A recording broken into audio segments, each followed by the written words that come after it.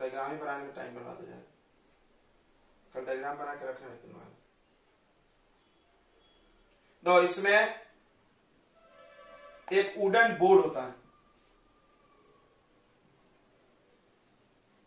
एक wooden board होता है, ये पूरा एक वुडन बोर्ड होगा लकड़ी का, और उस बोर्ड पे 3 कॉपर की ऐसी पट्टियां होती है, 2 एल शेप की और एक ऐसा आई शेप का, ठीक है। और ऐसा इसको अरेंज करना है, इसमें 2 गैप होना चाहिए, 2 गैप दिख रहा है, 2 गैप बराबर।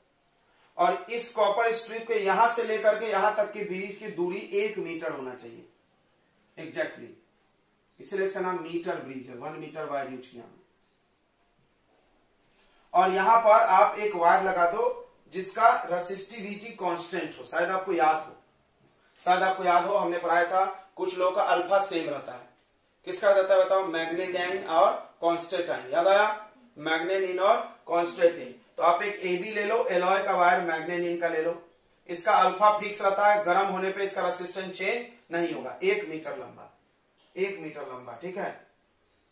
और यहां पर आप क्या करो, इस रेसिस्टेंस बॉक्स में एक नोन रेसिस्टेंस भरो, पहले एक आपको पता होना चाहिए, पता वाला एक भरो, तो एक अननोन आप फाइंड कर सकते हैं यहां से, यहां पर आप एक अननोन डाल दो,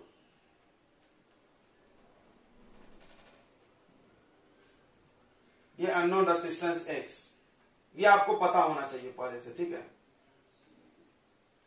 ये अपना आर, ये नोन है, नोन कैसे, बाजार में बहुत सारे रेसिस्टेंस है, आप एक खरीद के रखो 2-4, ये बार बार चेंज भी करना पड़ता है, ध्यान समझना, बैलेंस नहीं होगा तो, ब्रिज बैलेंस भी होना चाहिए ना, अरे ब्रिज बैलेंस होगा तभी तो व्हीटस्टोन ब्रिज का कॉन्सेप्ट लगेगा, नहीं समझा सर, अरे यार भूसा भरा है माथे में, नहीं समझा तो यहाँ 1 ओम, यहाँ 2 ओम, यहाँ 2 ओम और यहाँ 4 ओम, सही है। ये अननोन है तो तुमने बड़ा मजा लूट के निकाला। अच्छा मान लो कि ये अननोन वाला, यहाँ तो हम कुछ भी लगा सकते हैं, हमको मेजर करना है, मान लो हम यहाँ 6 ओम लगाएं, थोड़ा दिमाग लगा के बताओ, ये 6 ओम जब हम लगाएंगे तो क्या ये बैलेंस रहेगा 2 पे, नहीं, ओ तेरी बेटा जी, इसको भी बदलना पड़ेगा, तो 1/2, ये रेशियो कितना आ रहा है 1/2, इसको बदलना पड़ेगा कि नहीं, कितना यहाँ रखे कि आधा हो जाए, बताइए, यहाँ कितना लगा दे 3 ओम, ये हो गया आपका नोन, ये क्या हो गया नोन, और ये क्या हो गया अननोन। तो अननोन के हिसाब से नोन बदलना पड़ेगा कि नहीं बदलना पड़ेगा, नहीं बदलोगे तो बैलेंस ही नहीं रहेगा भाई, पगलो, यहां तो रहेगा, यहां नहीं रहेगा ना, ये बिगड़ जाएगा कि नहीं, मतलब यहां जो होना चाहिए उसका डबल। तो कोई बोले सर हम अंदाजी लगा लेंगे, कैसे अंदाजी लगा लोगे यार, ये थोड़ी हमको ऐसा गेसिंग कर सकते कि ये डबल ही है, ये हो सकता है ट्रिपल हो, कुछ भी हो, ये हम थोड़ी, ये तो हम अपने मन से मानना 1 2, ये तो कुछ भी हो सकता है, समझ में आ गया, नहीं आया सर। मान लो तुम यहाँ एक कुछ अननोन लगाए, हम उसको गेस कर ले रहे हैं, 5 ओम है, अब बताओ क्या ये बैलेंस है, अभी नहीं, तो इसको चेंज करना पड़ेगा कि नहीं, ये नोन को चेंज करना पड़ेगा कि नहीं भाई, तो हम यहाँ चेंज करेंगे, चेंज करके कितना लगाएंगे बताइए, ऐसा रखो कि ये डबल हो जाए, 2.5 बराबर है 2.5 का डबल 5। आपको बोला सर हमको कैसे पता एग्जैक्टली डबल लेना है, तो बोले हाँ ये बात तूने सही बोला, थोड़ा मोड़ा इसमें वेरिएबल रेसिस्टेंस होता है, ये रेसिस्टेंस होता है बच्चों वेरिएबल होता है, एरो मार दो, वेरिएबल मतलब उसमें चेंज करने की सुविधा रहती है, जैसे हम वोल्टेज बदल सकते तो इसको बदल सकते, पढ़े हो रियोस्टेट, हाँ पढ़े हो, यानी ये वेरिएबल रहता है, हम क्या करेंगे एक रियोस्टेट ला लेंगे, उसको बदलते जाएंगे, जब तक बैलेंस नहीं हो रहा उसको टिक टिक करते रहेंगे, कहीं ना कहीं तो बैलेंस होगा। हाँ क्लियर हो रहा है कि नहीं हो रहा है, टेंशन मत लो, सब बताएंगे। अब यहाँ एक वायर है, 1 मीटर लंबा, अब इस टर्मिनल का नाम ले लीजिए आप, ये देखो ए है, फिर ये सी है, तो ये बी ले लो यहाँ बीच में, ABCD आपको समझेगा। देखो ए और बी के बीच में एक रेसिस्टेंस जुड़ा है, आप ये सर्किट याद करो, आप ये सर्किट याद करिए, एकदम दिमाग में इसको बैठा कर रखिए, ABCD, ए और बी के बीच में एक होना चाहिए, है देखो, बी और सी के बीच में होना चाहिए, है, अब CD और AD में होना चाहिए।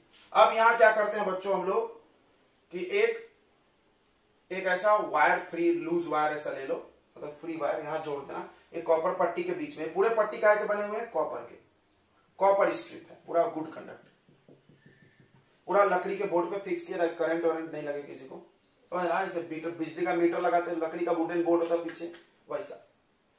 और यहां पर आप एक गैल्वेनोमीटर रखो, लगा के उस तार में, क्या लगा के रखो भाई, क्या देखने के लिए कि बैलेंस हुआ कि नहीं हुआ। गैल्वेनोमीटर में जब रीडिंग 0 आएगा जब तुम समझना कि ब्रिज क्या है, बैलेंस है, तभी फार्मूला लगेगा, नहीं तो नहीं लगेगा।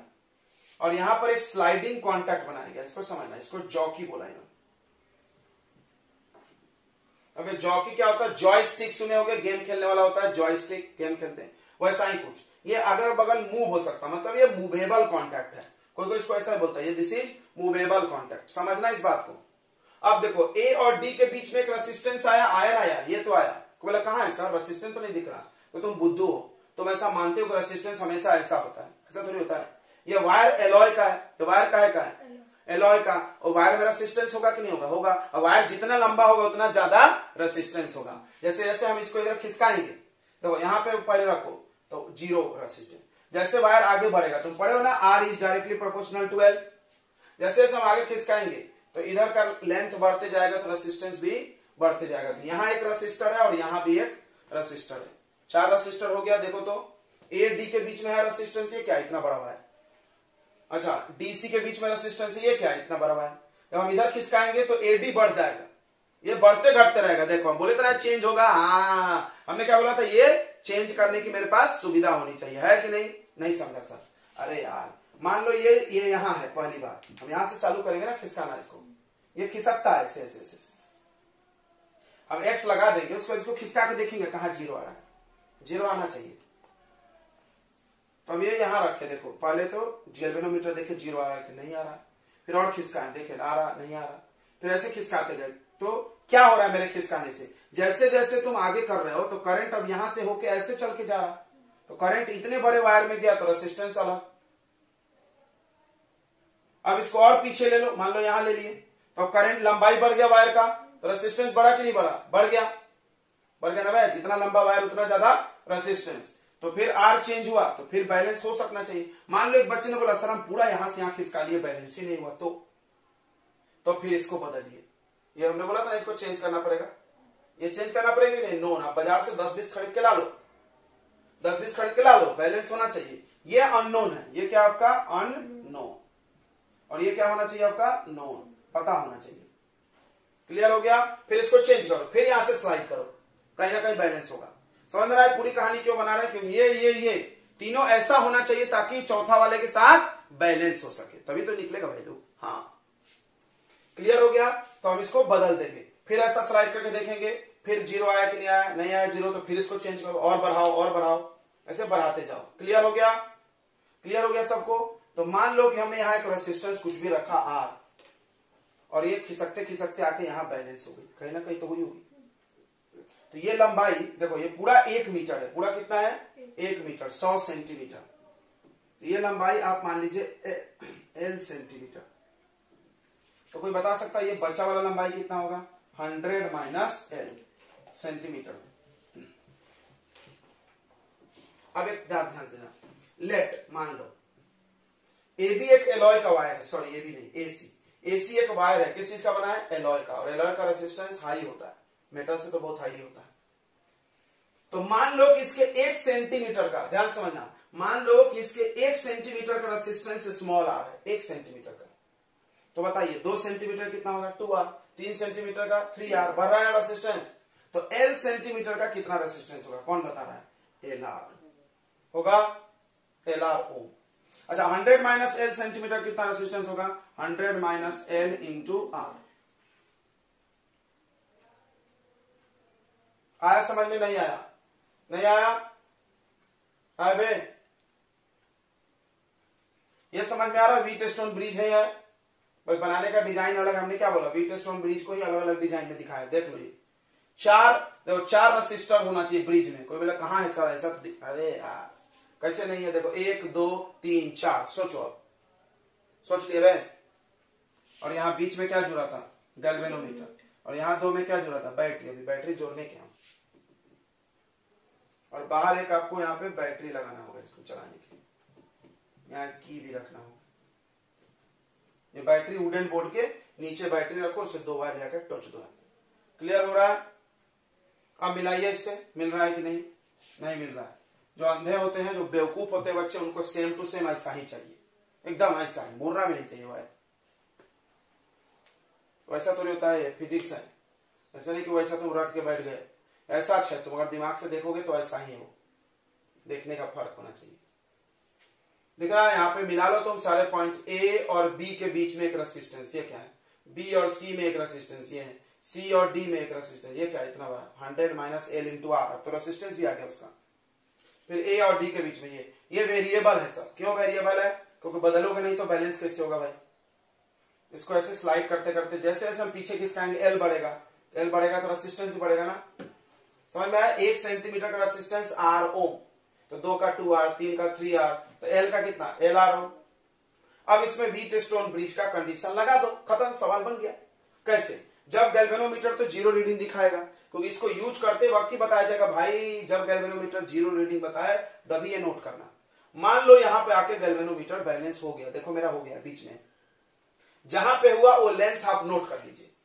अब आप लगाइए व्हीटस्टोन ब्रिज का प्रिंसिपल, क्या बोलता है, R1 बाई R2 किसके इक्वल होना चाहिए, R3 बाई R4 के। लगाओ यार, R1 कौन है बताओ, R, R2 कौन है, X, R3 कौन है, LR, बराबर, और ये कौन है बताइए, 100 minus L into R, R से आर मर गया। अब इसको पलट के x निकाल लो, x चाहिए ना तुमको, रेसिप्रोकल कर लो, x by R equal to L, sorry यहाँ पे आ जाएगा, ये r को इधर भेज दो, x आ गया।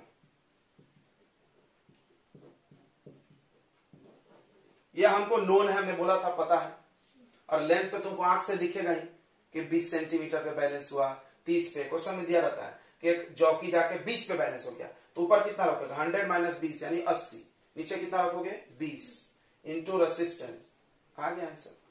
बोलो समझा नहीं समझा? तो ये बस कॉन्सेप्ट है, बहुत आसान है ये मीटर ब्रिज। तो मीटर ब्रिज क्या होता है, तो मीटर ब्रिज एक डिवाइस है which is use to find the value of unknown resistance. लिख लो यहाँ पे डेफिनेशन, द डिवाइस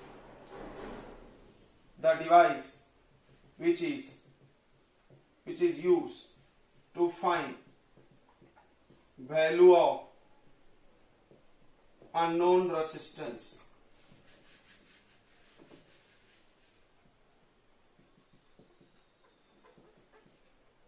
अब आता है इसका प्रिंसिपल,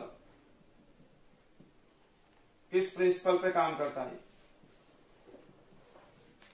इसका प्रिंसिपल है, it work on the basis of Wheatstone bridge principle, बराबर। किस प्रिंसिपल पे काम करता है, व्हीटस्टोन ब्रिज प्रिंसिपल।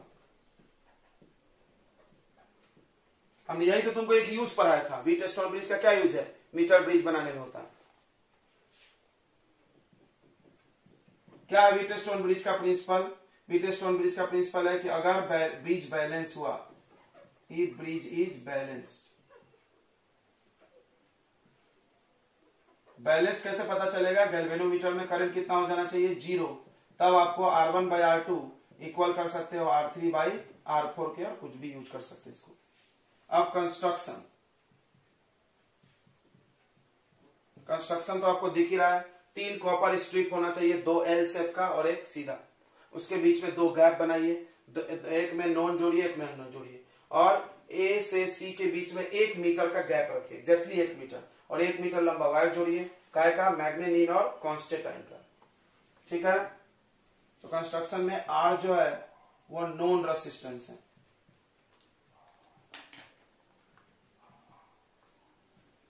और X जो है वो अननोन रेसिस्टेंस है।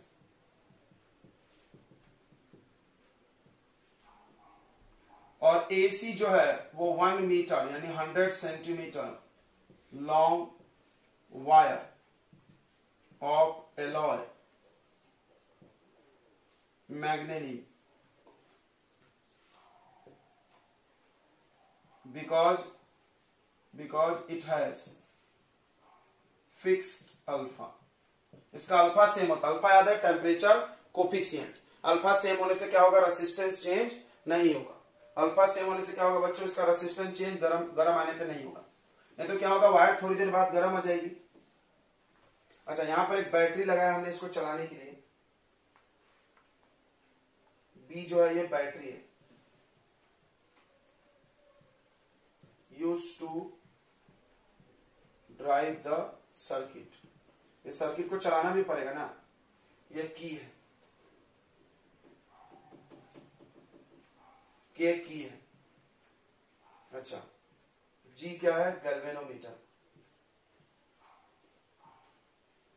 गैल्वेनोमीटर क्या करता है? Detect current. तो आप सेंटेंस बना के लिखना, स्टेट बोर्ड में हो सेंटेंस चाहिए, इतना बड़ा कथा बना लेना, यही सब कुछ जोड़ देना, इक्वल हटा के हो गया कथा। ये जो है वो जॉकी है, इसको मूवेबल कॉन्टैक्ट बोलते हैं, movable contact.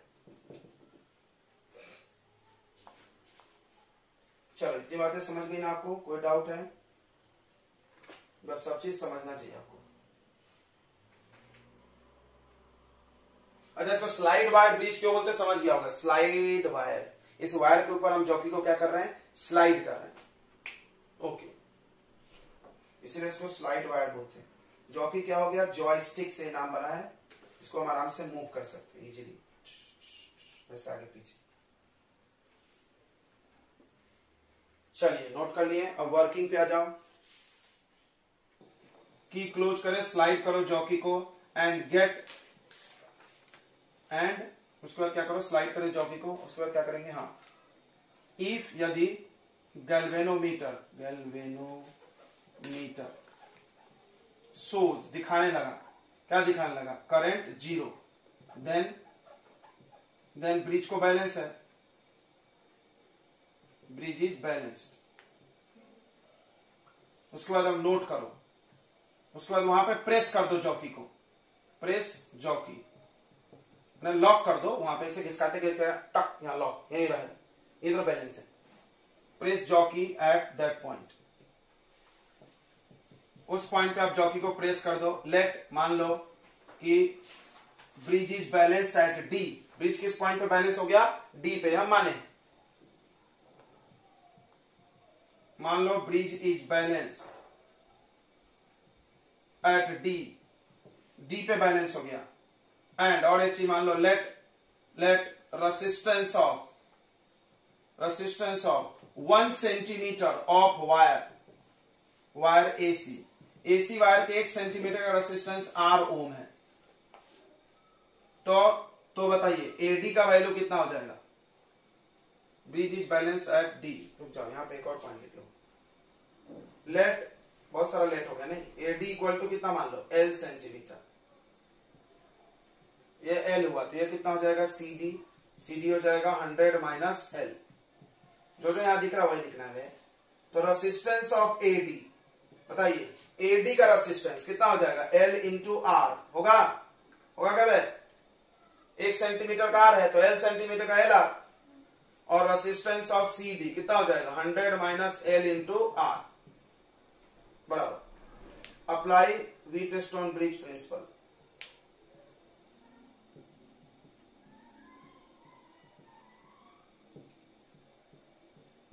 Wheatstone bridge principle लगाइए। क्या principle? R1 by R2 equal to R3 by R4। चलिए खटाखट करिए। R1 कितना है? R, R2 कितना है? X, ये कितना है बताइए? LR upon 100 minus L into R, R से R मर गया, ठीक है। अब इसको पलट लीजिए, क्यों पलट लीजिए? आपको X चाहिए इसीलिए। X by R equal to 100 minus L by I, ठीक है। अब ये R को उधर ले लीजिए, तो X का वैल्यू आ जाएगा 100 minus L by L into R, ठीक है। अब यहां पे लिख दीजिए by, so we get value of X from this equation. इस इक्वेशन से हम लोग X का वैल्यू प्राप्त कर लेंगे। क्लियर हो गया सबको? अब इसमें आता है प्रिकॉशन। इसको यूज करते वक्त कुछ सावधानियां बरतनी पड़ती हैं। देखो हम सावधानी बता दे रहे, आप लिख लेना, आप जरूर लिख लेना, 1 मार्क में आ जाता है पेपर में कभी कभी। क्या सावधान इंडिया है? सावधान इंडिया, क्राइम पेट्रोल, बराबर। अब देखो क्या सावधानी मिटा दी, क्या नहीं समझना पड़ेगा सावधानी है। देखो प्रिकॉशन यहां पे लिख रहे हैं,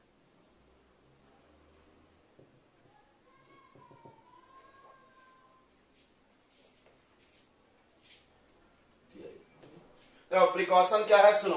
पहला, सबसे पहले सब कनेक्शन टाइट करना है, तो स्पार्क होगा, ध्यान समझना, सब कनेक्शन टाइट रखना, स्पार्क होगा, गीले हाथ से मत छूना, तो सबको समझता है करंट है तो। तीसरा सुनो, ये जॉकी को बार बार नहीं घिसना है, बार बार घिसोगे तो क्या होगा, वायर का एरिया चेंज हो जाएगा। ध्यान से देखना, फंस जाओगे नहीं तुम। देखो R is inversely proportional to A, तुमने पढ़ा कि इसका अल्फा कांस्टेंट है, तो टेम्परेचर बढ़ाने पे आर नहीं बदलेगा, हम ये मान लिए। लेकिन तुम वायर को 20 बार घिसोगे, वायर पतला हो जाएगा, थोड़ा कहीं से घिस जाएगा, तो एरिया बदल जाएगा, एरिया बदलेगा तो रेसिस्टेंस चेंज हो जाएगा, फिर गड़बड़ हो जाएगा पूरा रीडिंग। तो बार बार नहीं घिसे, ठीक है। उसके बाद जॉकी को आप ज्यादा देर तक इस सर्किट को ऑन मत रखो, क्योंकि ज्यादा ऑन करोगे तो सब रेसिस्टेंस है, और रेसिस्टेंस हीट प्रोड्यूस करता है। बहुत ज्यादा गर्म होगा, पिघल उगल जाएगा सब, समझ में आया। लार्ज अमाउंट ऑफ हीट निकलेगा, सब वायर वायर पिघल जाएगा। तो बस रीडिंग ले और मिटा दे, मतलब मिटा दे नहीं बंद कर दे इसको, मिटाएंगे। सुनो, उसके बाद अगर बैलेंस पोजीशन ए से सी नहीं मिला तो आप आर को चेंज करेंगे, बताया था हमने। अगर ए टू सी हमने स्लाइड किया और बैलेंस नहीं हुआ, जीरो नहीं आया, तो किसको चेंज करना, आर को।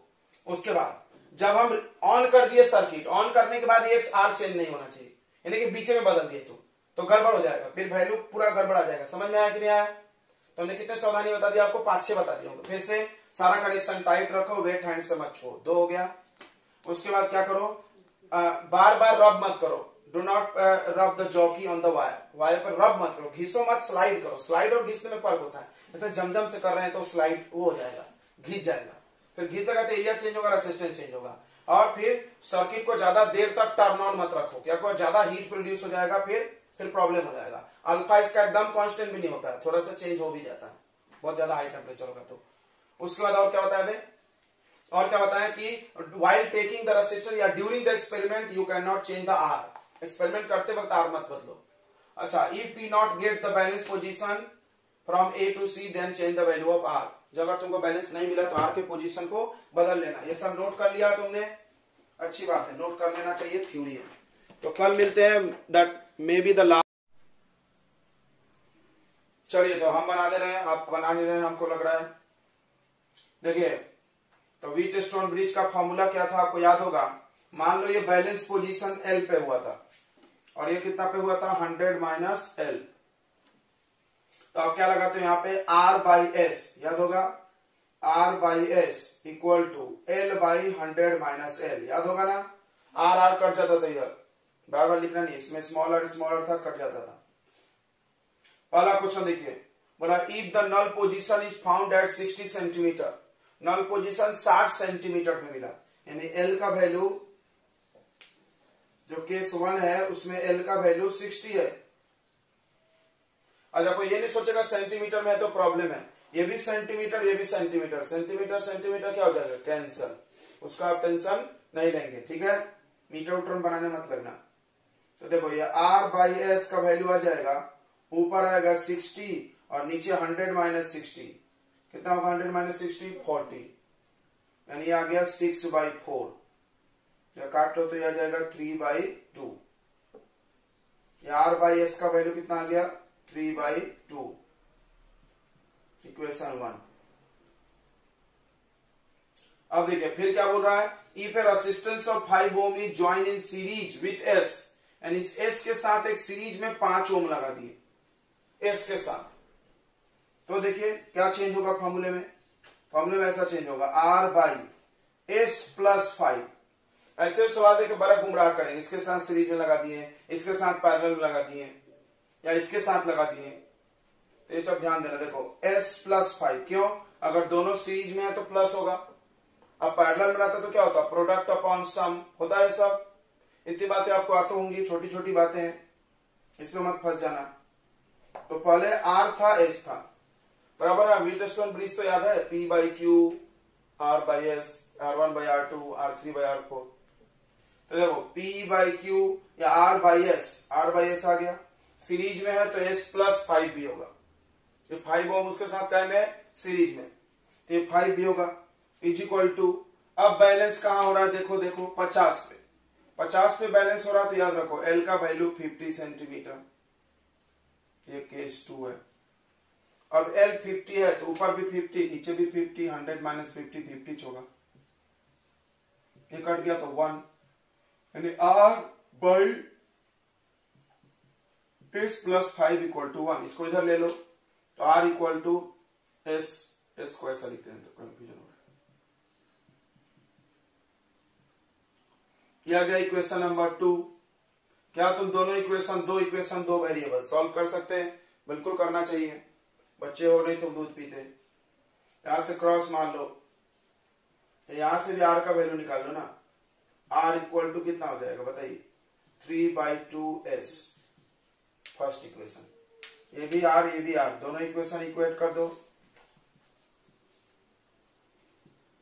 From 1 and 2। आप इक्वेट करिए और यहां से एस और आर निकाल के बताइए मेरे को सभी लोग। चलिए जल्दी से, एस और आर कितना है बताइए? फाउंड हुआ एट डिस्टेंस, जहां पर नल पोजीशन फाउंड होता है उसको एल माना जाता है। यानी एल का वैल्यू दिया आपको 33.7 सेंटीमीटर, ये एल। तो यहाँ एल रख दो, यहाँ 100 माइनस एल कर दो, आर बाई एस। एकदम सेम सवाल है पिछले जैसा, आर बाई एस, एल की जगह 33.7 अपॉन 100 माइनस 33.7 कितना आएगा? 66.3। ये पॉइंट से पॉइंट काट लो दोनों का, ठीक है। इसको इक्वेशन 1 बना लो।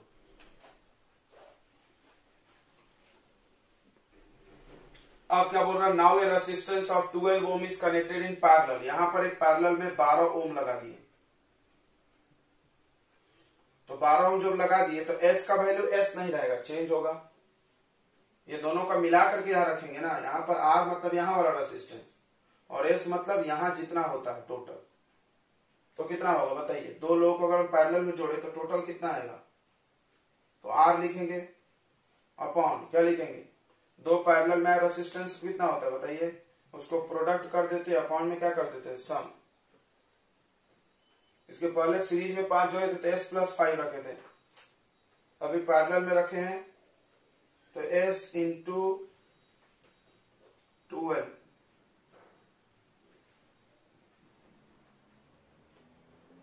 फिर नल पोजीशन कहां मिला है? 51.9 पे, ऊपर एल लिखेंगे यानी 51.9 upon 100 minus L. 100 minus L करेंगे कितना आएगा? 48.1। अब ये दो इक्वेशन बनेगा, इसी को सॉल्व करना है। बड़ी धन्य आत्मा हो तुम लोग, सॉल्व नहीं हो रहा तुम लोग।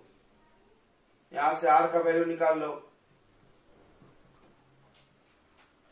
337 अपॉन 663 एस। इसको भी इधर भेज दो, काट मत देना 12 ये प्लस और ये मल्टीप्लाई में, यहां का भी पॉइंट पॉइंट कट जाएगा।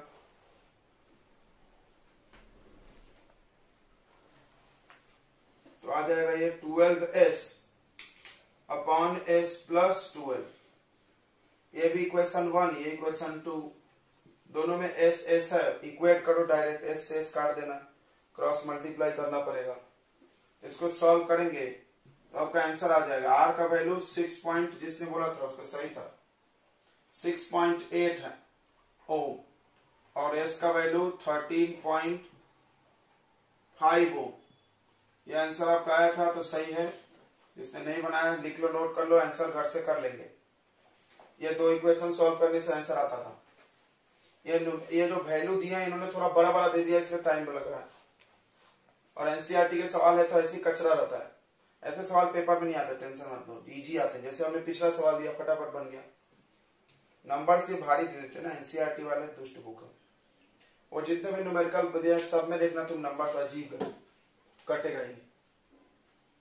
तो इसको लेके आप टेंशन नहीं ले, इसमें आपका टाइम लग रहा है तो कोई टेंशन नहीं है, इजी न्यूमेरिकल आता है कैलकुलेशन वाइज। चलो या वेरिएबल में आ जाएगा, एक्स एक्स दे देगा वो, एक्स में आंसर आ जाएगा, वो ज्यादा इजी होता है। अब पोटेंशियोमीटर पढ़ना, हमने डायग्राम बना के रख दिया था, हमको टाइम बर्बाद कर रहे हो तुम लोग मेरा। तुम ऐसे ही क्वेश्चन मीटर ब्रिज के बनाए जाएंगे, और भी इसमें 2-3 कॉन्सेप्ट मिला दिया जा सकता है, ठीक है।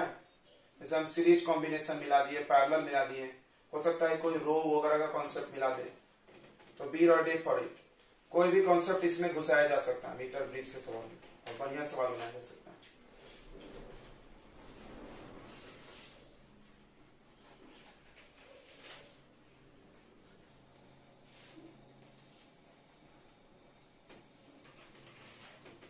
तो अगला पढ़ना है पोटेंशियोमीटर।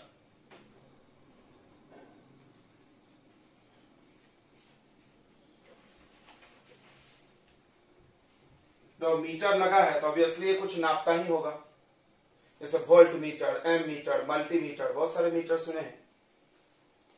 तो पोटेंशियोमीटर मतलब भी कुछ नापता होगा। तो पोटेंशियोमीटर ऐसा मल्टीपल पर्पस डिवाइस, ढेर सारी चीजें कर देता है, बहुत सारी चीजें नाप देता है। जैसे दो सेल के ईएमएफ को कंपेयर करने के काम आता है। जैसे हमारे पास दो सेल है, उसमें पता करना है किसका ईएमएफ ज्यादा है, किसका ईएमएफ कम है, तो हम पोटेंशियोमीटर यूज कर सकते हैं। तुमको पता है ना, ईएमएफ हमने लिखवाया था डिफरेंस में कि EMF is measured by potentiometer, और टर्मिनल वोल्टेज या पोटेंशियल डिफरेंस किससे नापते हैं, वोल्ट मीटर से। पोटेंशियल डिफरेंस किससे नापते हैं, वोल्ट मीटर से, और ईएमएफ किससे नापते हैं, पोटेंशियोमीटर से। उसके बाद किसी भी सेल के अंदर इंटरनल रेसिस्टेंस होता है, वो इंटरनल रेसिस्टेंस आप कैसे नापोगे, रेसिस्टेंस नापने के लिए आपको क्या बनाया गया है, पोटेंशियोमीटर। तो सेल के अंदर का रेसिस्टेंस भी नापने के काम आता है। पोटेंशियोमीटर का ये एक रफ डायग्राम है, इजी फिगर है, प्रैक्टिकल नहीं है, ये इनप्रैक्टिकल डायग्राम है, मतलब इसको सिमेटिक डायग्राम बोलते हैं, ऐसा होगा, सर्किट बस है। तो हकीकत में कैसा होता है पोटेंशियोमीटर, चलो देखते हैं। तो हकीकत में पोटेंशियोमीटर बच्चों एक वुडन ब्लॉक रहता है, ध्यान से समझेंगे, एक लकड़ी का ऐसा ब्लॉक रहता है, लकड़ी का ऐसा रहता है, पीढ़े जैसा, समझ में आ रहा है, ऐसा बड़ा सा बोर्ड, वुडन बोर्ड है। मीटर ब्रिज में भी ऐसा ही था। अब मीटर ब्रिज में एक प्रॉब्लम था, देखो क्या प्रॉब्लम था कि वहां पे जो वायर लिए थे वो एग्जैक्टली कितना मीटर लंबा था, 1 मीटर। तो अब हम यहां से स्लाइड करते गए, अगर नल पोजीशन नहीं मिलता था तो हमको बार बार रेसिस्टेंस को क्या करना पड़ता था, चेंज।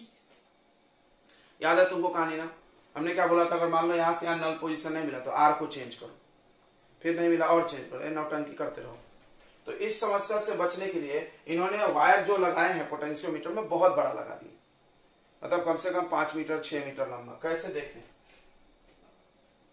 यहां पर एक क्लिप लगा दी है इन्होंने, पिन, ध्यान समझना, प्रैक्टिकल डायग्राम यही है।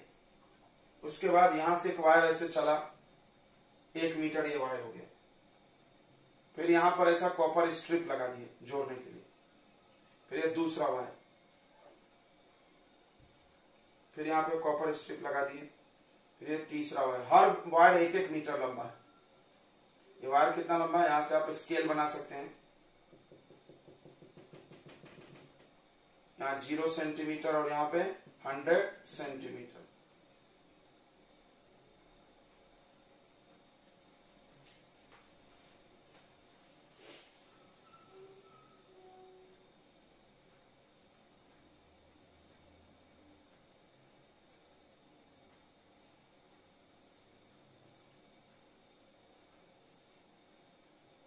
अब देखो ये वायर है बहुत सारे, और ये सारे वायर किसके बने होंगे, मैग्नेट इनके या कांस्टेंट इनके, एलॉय का। बताया था हमने क्यों एलॉय का, क्योंकि उसका अल्फा क्या रहता है, कांस्टेंट।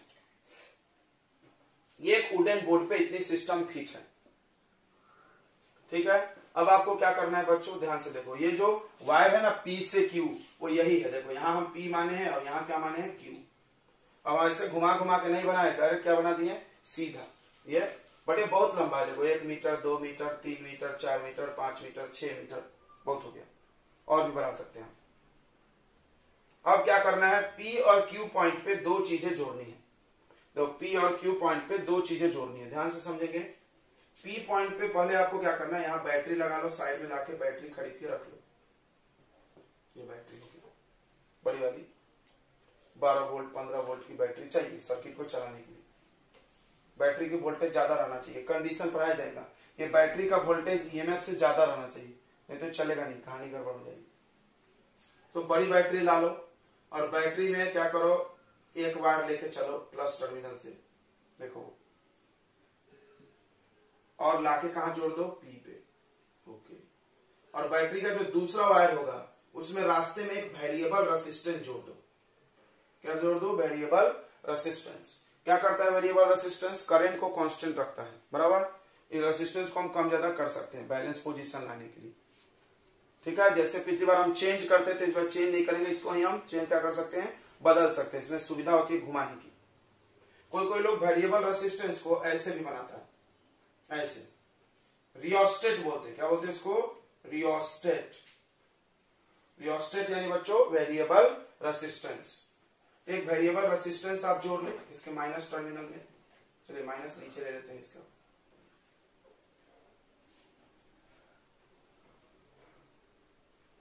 एक रियोस्टेट जोड़ ले RH और फिर वायर लाके कहां जोड़ दे, Q पे। देखो दिखा, दिख रहा है, समझ रहा है सबको। और बीच में की भी रखी है चालू करने के लिए इसको। ये हो गया बच्चों प्राइमरी सर्किट। कौन सा सर्किट, प्राइमरी, मतलब इसमें कुछ भी छेड़छाड़ करना अलाउ नहीं है। पोटेंशियोमीटर में मतलब इसके ढेर सारे यूज है ना, इसलिए ऐसा पढ़ाया जा रहा है कि प्राइमरी सर्किट में आप कुछ भी चेंज नहीं कर सकते। जो चेंज आपको करना हो किसमें करना है, सेकेंडरी। जैसे हमको सेल का ईएमएफ नापना है, यहां लगाओ सेल। आपको 2 सेल का ईएमएफ तुलना करना है, यही लगाओ, इसमें नहीं। जो भी चीज आपको मेजर करना है वो सब कहां लगाया जाएगा, सेकेंडरी सर्किट में लगाया जाएगा। ठीक है, अब सेकेंडरी सर्किट बनाते हैं। तो आपको क्या करना है, पी से एक और वायर निकालना है।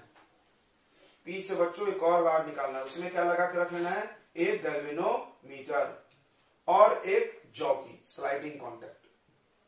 ये ऐसा ऐसा रहेगा बस। अब वो स्लाइड होगा ऐसे, फिर ऐसे, फिर ऐसे, फिर ऐसे, जब तक बैलेंस पोजीशन नहीं मिलेगा उसको स्लाइड करते रहेंगे। क्लियर है, समझ में आ गया। ये एक्चुअल सर्किट है और वो सिमेट्रिक डायग्राम बोलते हैं उसको, सर्किट डायग्राम से। समझ में आ रहा है सबको ये सर्किट और वो अंतर। ये हो गया आपको 2 इसके डायग्राम। मेन ये है बट वो बनाया जाता है वही, कॉपी में आप वही बनाइए, पेपर में वही बनाइए, बट एक्चुअली ये ऐसा है। आपको फीलिंग भी होना चाहिए भाई कहाँ लंबा है 1 मीटर से ज्यादा। इसमें बहुत लंबे वायर लिए गए हैं। क्या फायदा है लंबे वायर लेने से, बार बार रेसिस्टेंस को बदलने की जरूरत नहीं है। पक्का यहां से यहां तक जॉकी आते आते बैलेंस पोजीशन आ ही जाएगा।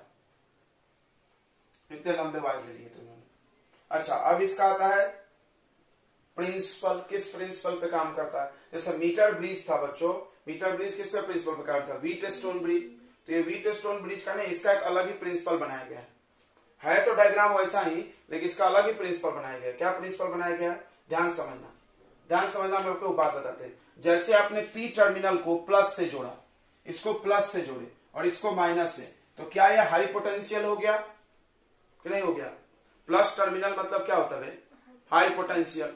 इसका पोटेंशियल हाई हो गया। हम न्यूमेरिकल बनाते हैं तो 10 लेते, तो ये 10 लेते, ये 0 लेते हैं, तो ये हाई पोटेंशियल। और ये क्या हो गया, लो। अब जब जॉकी इधर इधर आप पी से क्यू वायर में जाओगे तो पोटेंशियल क्या हो रहा है, घट रहा है। तो वैसे जब स्लाइड करेंगे इसको हम तो पोटेंशियल फॉल होता है। क्या होता है, पोटेंशियल फॉल होता है। तो इसका प्रिंसिपल क्या है, the fall of potential, the fall of potential from P to Q is uniform. मतलब नहीं समझा सर, मतलब तुम बताते। जैसे मान लो 1 सेंटीमीटर में गए 1 वोल्ट घटा, तो फिर अगले 1 सेंटीमीटर में फिर 1 ही वोल्ट घटेगा। इससे क्या साबित होता है, हम बता रहे इससे क्या साबित हो रहा है। इससे साबित हो रहा कि इस पूरे वायर का रेसिस्टेंस हर जगह सेम है, बराबर है। पोटेंशियल ड्रॉप सेम हो रहा है, मतलब सेम रेसिस्टेंस। नहीं समझा सर, अरे यार क्यों पागल कर रहे हो। सीरीज कॉम्बिनेशन पढ़े हो, सीरीज में तुमको पढ़ाया गया कि पोटेंशियल डिवाइड होता है, और ये पढ़ाया गया कि अगर ये R1 है तो ये V1 होगा, अगर ये R2 है तो ये V2 होगा। और हमने तुमको एक बात पढ़ाया था कि अगर सबका रेसिस्टेंस सेम है तो सब में पोटेंशियल भी क्या होगा, सेम, V टोटल 3V। पढ़ाए थे कि नहीं पढ़ाए थे, V is directly proportional to R। पढ़ाते हो, वही चीज ये बोल रहा है। मतलब उसी को दूसरे अंदाज में बोल रहा है कि जब हम इधर से इधर जा रहे हैं तो पोटेंशियल का फॉल इसमें यूनिफॉर्म होता है। यूनिफॉर्म फॉल ऑफ पोटेंशियल का क्या मतलब हुआ कि इधर से इधर जाने पे पोटेंशियल बराबर घटेगा, एक समान घटेगा। ये तभी संभव है एक समान पोटेंशियल घटना जब सारे रेसिस्टेंस क्या हो, सेम हो। मतलब इस वायर का हर लेंथ, हर यूनिट सेंटीमीटर के वायर का रेसिस्टेंस क्या है, फिक्स है। जैसे यहाँ के 1 सेंटीमीटर का रेसिस्टेंस 1 ओम, तो फिर 1 सेंटीमीटर का 1 ही ओम, ऐसे करते। अच्छा, आर सेम रखने के लिए, आर सेम है, इन्होंने ये बोला, आर सेम रखने के लिए आपको रो एल बाई ए सबको सेम रखना होगा, टेम्परेचर भी बराबर, मतलब लेंथ फिक्स रखिए, बराबर है, लेंथ तो फिक्स रहेगा। एरिया, वायर का एरिया चेंज नहीं होना चाहिए, वायर का एरिया चेंज नहीं होना चाहिए, एकदम एक मोटाई कराना चाहिए। कल हम बताए भी थे प्रिकॉशन, बार बार मत घिसो, बार बार घिसेंगे तो एरिया चेंज होगा तो क्या चेंज हो जाएगा, आर। ठीक है, इतनी बातें समझ में आ गई आपको पूरी कहानी। तो फिर से समझ लेते एक बार, पोटेंशियोमीटर क्या है। तो पोटेंशियोमीटर का हम लोग डेफिनेशन लिखते चलेंगे। Potentiometer is a device which is commonly use, लिख लो यहाँ पे, the device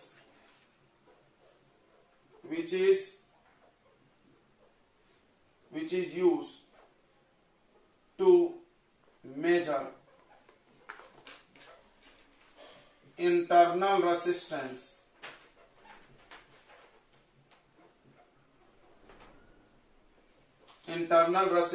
of cell and to compare EMF of two cells.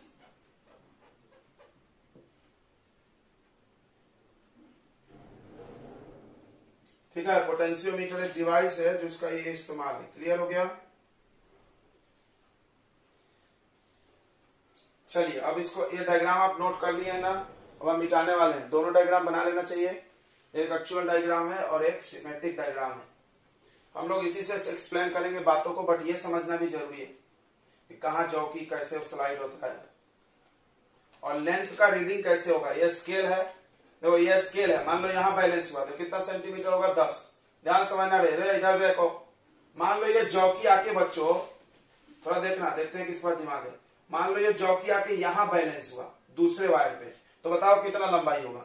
हम बता रहे हैं ये 10 सेंटीमीटर यहाँ से स्केल में, तो हम बता रहे हैं ये पूरा 100, ये पूरा 100 और इधर से यहाँ कितना 90, यानी कितने लेंथ पे बैलेंस हुआ है, 190 पे। ओ तेरी, कैसे रीडिंग लेना समझ रहा है इसमें? इसमें ऐसे घूम के चलते हैं अपन। देखो ये यहाँ से यहाँ फिक्स 1 मीटर है, 1 मीटर यानी 100 सेंटीमीटर, फिर इधर 10 है, यहाँ पे हम देखें स्केल के सामने कितना आ रहा, 10 सेंटीमीटर। तो जब ये 10 पे आ रहा मतलब ये कितना घूम के आ गया, 190। उसी तरह आप समझ गए होंगे, मान लो ये यहाँ आके बैलेंस हुआ, भाई कैसे कैसे कैसे जाते जाते कहीं बैलेंस हो सकता है, यहाँ बैलेंस होता, अगर ये यहाँ बैलेंस हो तो इसके सामने यहाँ रीडिंग देखना है और फिर आप जोड़ लीजिए, यहाँ पे 100, यहाँ 200, यहाँ 300, 300 के बाद यहाँ आया होगा, जो भी वैल्यू यहाँ से दिखेगा इतना। क्लियर हो गया? चलिए, तो ये सब छोटी छोटी बातें हैं जो आपको फंसा देगा नहीं तो सवाल।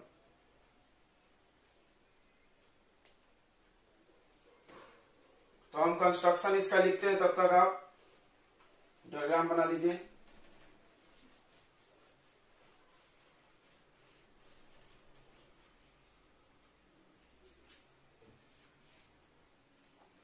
चलिए इसका कंस्ट्रक्शन जल्दी से समझ लेते हैं हम लोग, हमने लिख के रख दिया है ताकि टाइम वेस्ट नहीं हो। देखिए कंस्ट्रक्शन में क्या है, एक्चुअल डायग्राम ये नहीं है, ये है, इसलिए आपको इससे समझना पड़ेगा। क्या होता है इसमें, देखिए टेक ए वायर ऑफ मैग्नेटिन या कॉन्स्टेंटिन। ये मैग्नेटिन और कॉन्स्टेंटिन क्या है भाई, तो एलॉय है, सबने पढ़ा है राइट। इसका क्या फिक्स रहता है, कांस्टेंट अल्फा। ये क्यों लिया गया है, आप हर चीज का कारण जान सकते हो। दे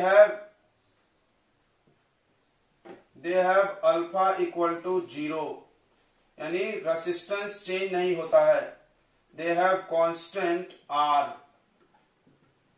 आर इनका क्या रहता है, कांस्टेंट रहता है। बस यही मेन बात है, आर कांस्टेंट रहता है। समझ में आया ना? अल्फा 0 है, टेम्परेचर कोफिशिएंट 0, तो टेम्परेचर बढ़ाने से रेसिस्टेंस चेंज नहीं होगा। कितना मीटर लंबा है, 6 से 10 मीटर, 6 से 10 मीटर। देखो ये हर वायर 1-1 मीटर का, 1 2 3 4 5 6 मीटर हमने लिया है, उससे 10 तक ले सकते हो। And they are fitted on a wooden board. देखो ये लकड़ी के बोर्ड पे फिट करना है, सच दैट, कैसा फिट करना है, each wire of length 1 metre, हर वायर 1-1 मीटर लंबा। देखो ये वायर कितना लंबा है सब, 1-1 मीटर, हर वायर 1-1 मीटर लंबा, are parallel to each other. वो चीज यहां तो नहीं दिख रहा ना, क्या इस जो लिखा है वो ये चीज यहां है, यहां है। तो हर वायर 1-1 मीटर लंबा, ठीक है। Each pieces of 1 metre are connected in series. ये देखो सबको सीरीज में जोड़ना है, सीरीज कॉम्बिनेशन, अभी हम समझा रहे थे। ये देखो ये दिख रहा है, ये ऐसे ऐसे ऐसे, तुमको लग रहा होगा पैरेलल है, कुछ मूर्खों को लग रहा होगा पैरेलल है, पैरेलल नहीं है, दिख रहा है पैरेलल, लेकिन तुम सोचो यहां से जो करंट चलेगा वो सब में जाएगा ना, तो कौन सा कॉम्बिनेशन है, सीरीज। दिख रहा है पैरेलल, सीरीज में जोड़ना है यूजिंग कॉपर स्ट्रिप। दिख रहा है कॉपर का पट्टी लगा है कोने में। Diameter of wire are uniform, diameter wire का फिक्स होना चाहिए, ठीक है। उसके बाद the 2 ends of wire P and Q are fitted with screw. यहां पर एक और एक स्क्रू लगाए थे ना, वहां पे कुछ फंसाना होगा, टाइट करना होगा। तो इन प्राइमरी सर्किट, यह है primary circuit. In primary circuit एक बैटरी की एंड रियोस्टेट, एक प्राइमरी सर्किट एक बैटरी की रियोस्टेट होगा जो पी और क्यू के बीच में लगा देंगे, अभी हम लगा के दिखाए थे, ठीक है, connected between P and Q. In secondary circuit में एक जॉकी कनेक्ट करना है पी पे, यहां पे connected eight P, it slide, वो स्लाइड कर सकता है ओवर वायर, किस पे, वायर पे, कौन से वायर पे, पी क्यू पे, to get the balance position. इतना क्लियर हो गया, सबको कंस्ट्रक्शन समझ गया। अब आते हैं इसके प्रिंसिपल पे, प्रिंसिपल ऑफ पोटेंशियोमीटर।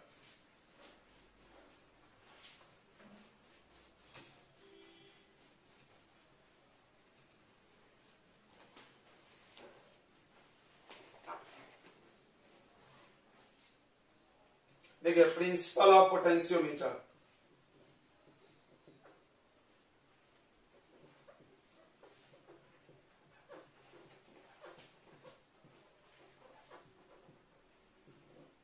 ध्यान से सुनेंगे सभी लोग। प्रिंसिपल क्या है इसका, मान लो हमने प्राइमरी सर्किट का जो बैटरी लगा है बच्चों चलाने के लिए लगा है, क्लियर है, उससे तुमको कोई रोल गिल नहीं है। बैलेंस कौन सा होता है जाके, ये सेल। तो मान लो आपने ईएमएफ लगाए हो, ईएमएफ का एक सेल कनेक्ट किए, तो तुम ओम्स लॉ लगा दो, ओम्स लॉ लगा दो। ओम्स लॉ सबको पता होगा नहीं, क्या होता है Ohm's law, V equal to IR, ठीक है। तो ईएमएफ ऑफ सेल जो है यहां पे, EMF of cell in secondary circuit,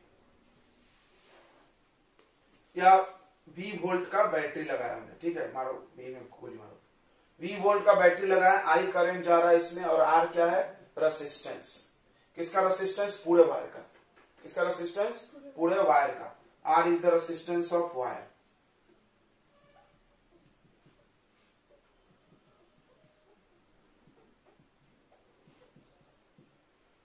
ये कांस्टेंट है, ये नहीं बदलेगा, ये पक्का है, ध्यान समझना एक एक चीज। अब V equal to IR, I को अब मत छेड़िए, I को कांस्टेंट करने के लिए रियोस्टेट लगा लिया हमने, I को कांस्टेंट करने के लिए क्या लगा लिए, रियोस्टेट, या I current in main circuit, main यानी प्राइमरी, ये भी कांस्टेंट रहेगा। कैसे कांस्टेंट रहेगा, using rheostat,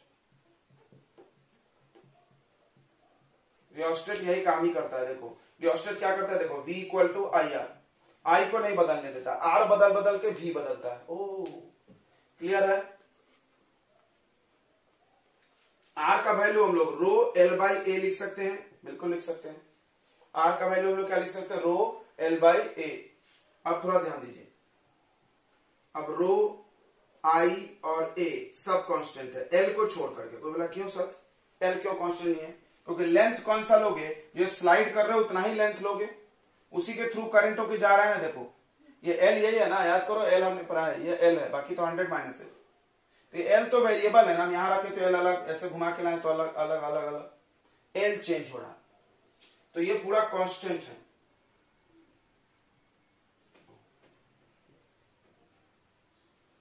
V equal to constant upon L, तो V by L equal to constant.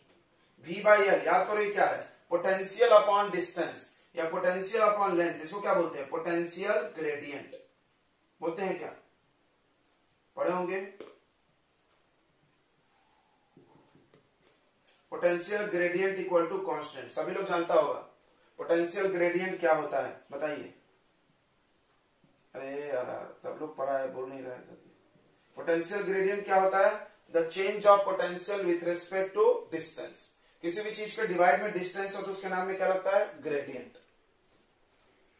तो वेलोसिटी ग्रेडियंट, पोटेंशियल ग्रेडियंट, ये सब मिलते रहता है साइंस में। तो potential gradient equal to constant, इसका प्रिंसिपल लिखने का दो तरीका, एक तो ऐसा लिखिए आप, यहां से लिखिए फॉल ऑफ पोटेंशियल, इस बात को समझना, फॉल ऑफ पोटेंशियल, पोटेंशियल का डिक्रीज, हम यही समझा रहे थे। यहाँ पर प्लस टर्मिनल है, वहां पे माइनस, तो यहां से यहां पोटेंशियल क्या हो रही है, घट रही है। जैसे जैसे आप जॉकी को स्लाइड कर रहे हो तो पोटेंशियल क्या हो रही है, धीरे धीरे कम हो रही है। जहां तक आप जा रहे हो वहां करंट जा रहा है ना भाई, इसमें क्या हो रहा है, देखो ऐसे करंट आ रही है, ऐसे होके जा रही है, ठीक है, इतने वायर में करंट जा रहा है सर्किट का, क्लियर है। तो फॉल ऑफ पोटेंशियल जो है, यहीं से देखो इसका बनता है, fall of potential is directly proportional to length, यानी जितना आप लेंथ स्लाइड करोगे उतना पोटेंशियल डिक्रीज होते जाएगा। क्लियर हो गया, समझ में आ गया सबको? Fall of potential is directly proportional to किसके? पोटेंशियल के। Fall of potential is directly proportional to length. कौन सा लेंथ? ये लेंथ जो आया है यहाँ पे स्लाइड करके, जैसे आप मान लो कोई यहाँ पे बैलेंस हुआ है तो उसका पोटेंशियल कम ही डिक्रीज हुआ है, और आगे जाके हुआ तो और ज्यादा डिक्रीज हुआ होगा। तो यही इसका प्रिंसिपल है। या आप ये नहीं समझ रहा तो आप इसको लिखिए, potential gradient is constant. Potentiometer का प्रिंसिपल क्या है? पोटेंशियल ग्रेडियंट इज कांस्टेंट, यानी पोटेंशियल और लेंथ को डिवाइड करो तो फिक्स होगा। मतलब देखो, मतलब ध्यान से समझो, मान लो ये डबल हुआ तो ये भी डबल हुआ, दोनों कट गया तो क्या रहेगा? कांस्टेंट। क्लियर हो गया सबको? समझ में आया? चलिए तो आप प्रिंसिपल नोट कर लीजिए, हम बता रहे हैं। देखो, when fixed current is passes through, तो कांस्टेंट किसको माना गया है? इन सब को देख लो रे। के कांस्टेंट का वैल्यू क्या है? रो आई बाई ए। तो ध्यान रखो, इसमें तुमको आई को और ए को कांस्टेंट रखना होगा। रो तो रहता है कांस्टेंट, रो कांस्टेंट रहता है, आई और ए को कांस्टेंट रखना होगा, इसलिए बात को लिखना पड़ेगा। देखो क्या लिख रहे थे? When fix current is Passage through a wire of uniform cross section area,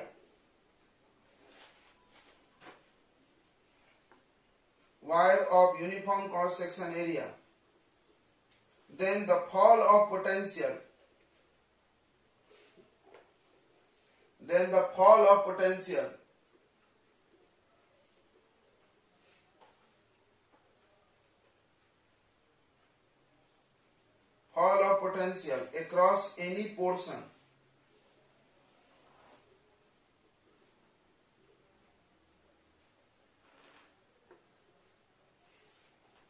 across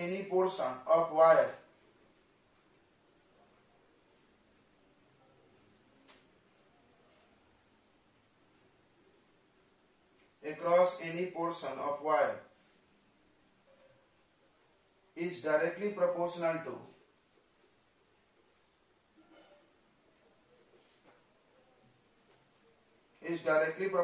to length of that portion।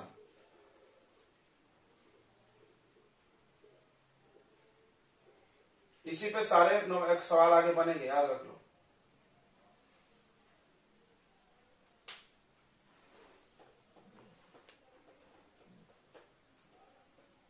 यहां नीचे एक और लिख लो, और करके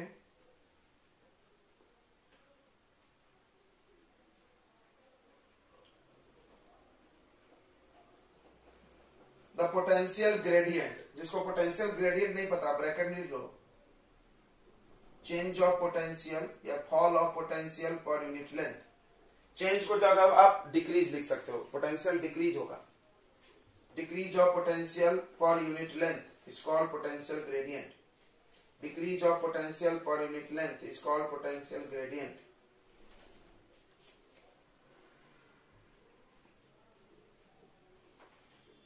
ये भी को आप क्या पढ़ रहे हैं? डिक्रीज ऑफ पोटेंशियल, घटना, लेंथ बढ़ाने से वो घट रहा है। Per unit length is called potential gradient. तो लिख रहे थे हम लोग, potential gradient is constant, potential gradient is constant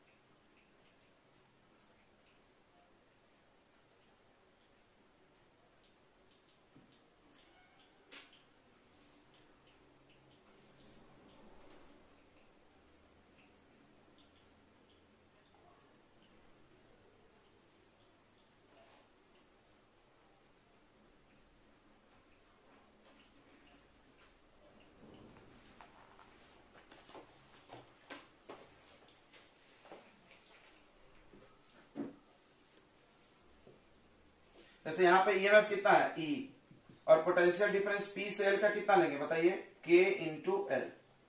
K क्या है, फिक्स है, कांस्टेंट। वो हर पोटेंशियोमीटर का K फिक्स होगा, वो लिखा रहता होगा उस पर, इतना कांस्टेंट। कितना बढ़िया जबरदस्त काम है, समझ में आ रहा है? मतलब मान लो, देखो कितना सही है, तुम थोड़ा सोचो थोड़ा सा, ईएमएफ कैसे निकलेगा सेल का, बहुत जल्दी फटाफट। जैसे मान लो हम यहाँ एक सेल जोड़े, उसका ईएमएफ हमको नहीं पता, उसका ईएमएफ 80 वोल्ट है लेकिन हमको पता नहीं है। अब ये जाके बैलेंस हो गया, ध्यान समझना, जाके वो बैलेंस हो गया 10 सेंटीमीटर पे, बैलेंस तो दिखेगा ना भाई, जीरो रीडिंग। मान लो 10 सेंटीमीटर पे जाके बैलेंस हो गया, 10 सेंटीमीटर पे बैलेंस हो गया। उस गैल्वेनोमीटर पे लिखा है कि K का वैल्यू 8 है, मतलब जहां भी बैलेंस होगा हम उसको कैसे मल्टीप्लाई मार देंगे, 8 से। तो 10 इंटू 8, तो हमारा ईएमएफ कितना है बताइए, 80 वोल्ट। मिल गया कि नहीं मिल गया, बैलेंसिंग। ऐसे चलता है कहानी, समझ में आ गया होगा, आ गया कि नहीं आ गया, सबको समझ में आ गया? ये पूरी प्रिंसिपल समझ में आ गई, क्या बोल रहा है ये क्या बोल रहा है कि आप पोटेंशियल का मेजरमेंट कर सकते हो लेंथ बढ़ा बढ़ा के। ये देखो, ये बोल रहा है, अलग अलग लेंथ पे सब बैलेंस होगा, उससे आपका पोटेंशियल निकलते जाएगा। इस सबको कांस्टेंट कर दिया गया, बस लेंथ और पोटेंशियल वेरी करेंगे, बाकी सब कांस्टेंट। फॉल ऑफ पोटेंशियल बार बार क्यों बोल रहा है, ये हजम नहीं होता बच्चों को। फॉल ऑफ पोटेंशियल क्यों बोल रहा है, क्योंकि यहाँ प्लस टर्मिनल, यहाँ माइनस। जब हम इधर से इधर जा रहे हैं तो पोटेंशियल क्या हो रहा है, इस बैटरी की तुलना में मेन सर्किट में डिक्रीज ही दिख रहा है आपको। हाँ बोलो।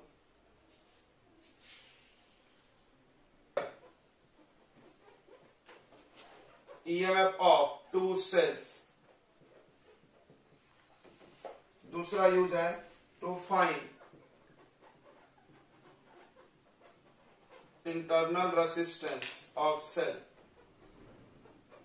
अभी हम निकाल के दिखाएंगे कैसे।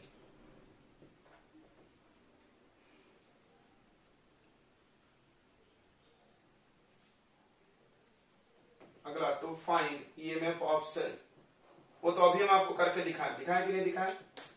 ईएमएफ ऑफ सेल अभी निकाल के दिखाए थे ना, ये बैलेंस हो गया, जहां पे जाके उसको मल्टीप्लाई कर दो गैल्वेनोमीटर कांस्टेंट। इस के को क्या बोलो, तो ये पेपर में आया एक बार 1 मार्क में, गैल्वेनोमीटर कांस्टेंट। अरे यार नहीं ना, गैल्वेनोमीटर थोड़ी पढ़ रहे हैं, मतलब इसको कांस्टेंट, पोटेंशियोमीटर सर्किट का constant, constant of potentiometer circuit. याद रखेंगे, ये फिक्स होता है, हर पोटेंशियोमीटर का फिक्स होगा, सबका एक ही नहीं होगा, लेकिन एक का एक होगा, सबका अलग अलग होगा। क्यों, वो डिपेंड करेगा कि तुम वायर कितना लंबा लिए हो, और डिपेंड करेगा वायर की मोटाई बराबर। के में क्या क्या आया था, के में आया था आई, रो और ए। के में क्या क्या था रे, देखो बोल नहीं दिया ना आपके साथ, रो आई बाई ए। रो डिपेंड करता मटेरियल पे, काय का बनाया है, आई डिपेंड करेगा रियोस्टेट पे, और ए डिपेंड करेगा मोटाई पे भाई। उस हिसाब से सबका के अलग अलग होगा, लेकिन एक गैल्वेनोमीटर का के फिक्स रहेगा, वो नहीं चेंज होगा। चलिए, तो पहला ईएमएफ हम लोग पढ़ रहे हैं टू कंपेयर, फर्स्ट यूज हम लोग पढ़ रहे हैं to compare EMF of two cells. मेरे पास दो सेल है और हमको पता करना है किसका ईएमएफ ज्यादा है, किसका ईएमएफ कम है। तो हम एक पोटेंशियोमीटर से कैसे पता करेंगे, इसको ध्यान देंगे। तो क्या करना है, जो भी चेंजेस करने हैं आपको सेकेंडरी सर्किट में करना है। कौन से सर्किट में करना है, सेकेंडरी। प्राइमरी में कुछ भी चेंज अलाउ नहीं है।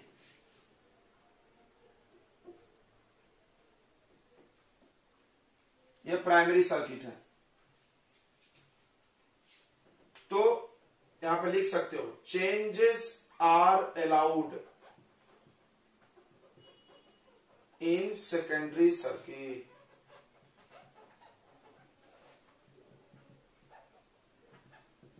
अब क्या करेंगे, टू कंपेयर या take two cells of different EMF. चालू मेरे, डिफरेंट ईएमएफ, दो सेल ले लो अलग अलग ईएमएफ का, एक का ईएमएफ मान लो E1 and E2 are connected in secondary circuit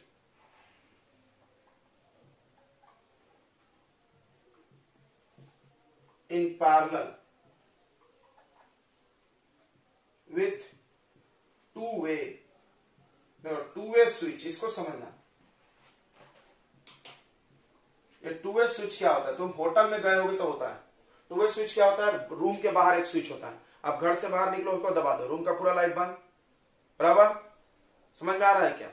ये आप कहीं कहीं देखोगे ऊपर से भी बंद होता है, फिर नीचे से भी बंद होता है, नीचे चालू करो ऊपर चालू बंद होता है, ऐसे होता रहता है। एक ही बटन उसे चालू भी हो रहा है बंद भी हो रहा है। मतलब एक साथ में हम लोग दो लोगों को कनेक्ट कर पाते हैं उसमें। देखिए थोड़ा समझेंगे, ये हटा दो, इसको आप ए बी कर लो। क्या कर लो इसको, ए बी। पी क्यू की जगह पर बुक में क्या दिया रहता है, ए बी। कोई टेंशन नहीं लेना, हमने बदला क्यों था क्योंकि बी से मेरा क्या है, बैटरी। मेरा बी फॉर क्या था, बैटरी, इसलिए हमने वहां चेंज किया था। आप ए बी कर सकते हैं। तो आप दो सेल जोड़ लीजिए पैरेलल में, ध्यान समझेंगे। दो सेल जोड़ लीजिए आप पैरेलल में, ये एक सेल जोड़ दिए और एक दूसरा सेल जोड़ दिए। इसका ईएमएफ कितना है, E1, इसका ईएमएफ कितना है, E2। हमको पता करना है कौन ज्यादा है और कौन कम है, ठीक है। और यहां पर एक कांटेक्ट है, यहां गैल्वेनोमीटर है और फिर ये बैलेंसिंग पोजीशन जो भी है। अब देखिए यहां पर टू वे स्विच है, यही टू वे स्विच है। एक बार ये यहां कनेक्ट हो जाएगा, जब यहां कनेक्ट होगा तो ये चलेगा, ये बंद रहेगा, एक साथ दोनों नहीं हो सकता। और फिर अगली बार हम इसको यहां कनेक्ट कर देंगे। ये है टू वे, हम लोग रफ में ऐसा बना रहे हैं, बट ये ऐसा होता है कि वहां कनेक्ट होगा फिर यहां कनेक्ट होगा, इधर टीपो तो यहां कनेक्ट, फिर यहां से टीपो तो यहां कनेक्ट हो जाएगा। क्लियर है, बारी बारी से एक एक कनेक्ट होगा। चलिए तो पहला हम, और यहां पर एक की रखना होगा आपको चालू करने के लिए, की। तो इसका स्टेप्स कैसे है थोड़ा हम लोग समझते हैं। तो सबसे पहले तो फर्स्ट पॉइंट में क्या करो, कनेक्ट पॉइंट। कौन से पॉइंट को कनेक्ट करो, 1 and 3, सच दैट जैसे 1 और 3 को कनेक्ट करोगे E1 सर्किट में फ्लो कनेक्ट हो जाएगा ना E1। E2 कनेक्ट नहीं है अभी, E2 क्या है, बंद है। देखो करंट इधर जाएगा नहीं जाएगा, खुला है, ऐसे अब करंट फ्लो हो रहा है। Such that E1 get connected in circuit. Circuit में कौन जुड़ गया बच्चों, E1 जुड़ गया, E1 जुड़ गया।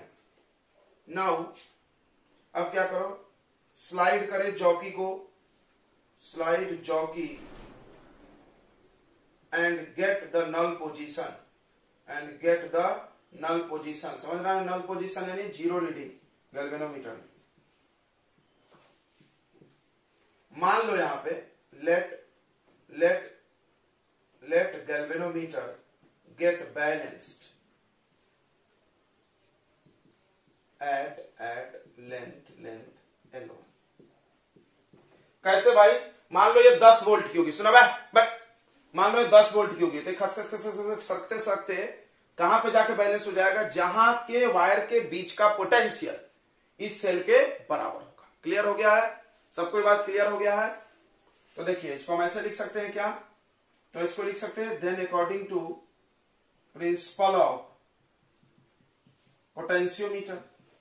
पोटेंशियोमीटर का क्या प्रिंसिपल है, पोटेंशियोमीटर क्या प्रिंसिपल है, जो ईएमएफ आप सेल में कनेक्ट किए हो उसका ईएमएफ इक्वल होगा potential difference between wire. Potential difference between wire कैसे निकलता है बताइए, K इंटू L1। क्लियर है, क्लियर है कि नहीं है, होना चाहिए, अभी समझ आया था हमें। ये क्या है बताइए, ईएमएफ ऑफ सेल जो कनेक्ट किए हैं। ये क्या है, potential difference between A to L1, A से लेके L1। ये मान लो L1 पे बैलेंस हो गया। समझ में आ गया सबको कि नहीं आया, this is first equation. Now अब क्या करेंगे हम, इसको यहां कनेक्ट करेंगे, ये बंद हो जाएगा, फिर से बैलेंस पोजीशन मिलेगा ना भाई, ये मिटा देना।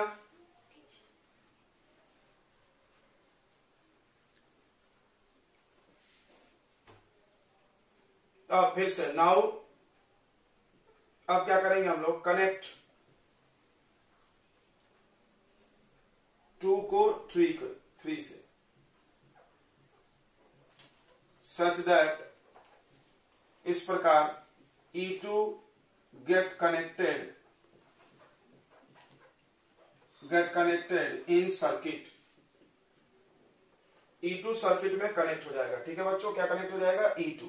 अब इसको जोड़ लीजिए, आप अपने डायग्राम में इसको जोड़ लीजिए, अभी बोल रहे हैं इसे। अब फिर से बैलेंसिंग पोजीशन का ऑब्टेन करो। Let L2 is balancing length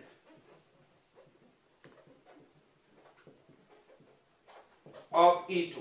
देखो इसका ईएमएफ अलग है तो अलग जगह जाके बैलेंस होगा, अगर सेम ईएमएफ होगा तो एक ही जगह बैलेंस होगा। अब देखना, यहीं पर एक लौंडा पकड़ लिया, देखो ये यहां बैलेंस हुआ।